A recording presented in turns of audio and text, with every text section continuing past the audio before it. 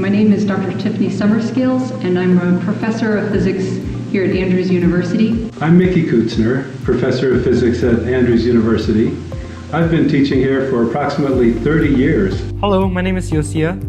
I'm a senior here at Andrews University. I'm studying mathematics and physics studies. So physics involves studying a lot of different elements about the universe, everything from the largest stars and galaxies down to the very smallest particles. And physics is concerned with why things behave the way they do, why things work the way they do. So if you're someone who likes to think about why, then you might like physics. Andrews University is a great place to study physics. To me, one of the most important reasons is because we don't have a large graduate program like many state universities would have.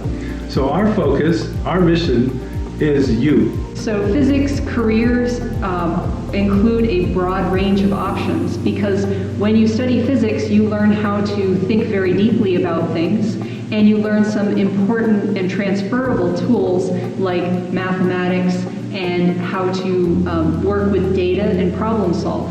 So physics majors end up getting jobs in a lot of different areas, everything from being a scientist to working with particle accelerators to cure cancer. One of the cool things about Andrews is the research opportunity that they have here.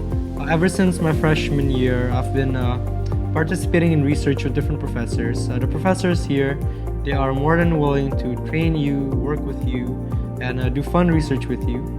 And all the research that they do here is current and publication worthy. So if you want to go on to graduate school, this is a good opportunity. As a high school student, to prepare for a physics degree, you'll want to highlight a number of areas. First of all, highlight the sciences that you take. Take biology, take chemistry very seriously, and make sure that you fit in a year at least of physics. The other area that you need to focus on is mathematics.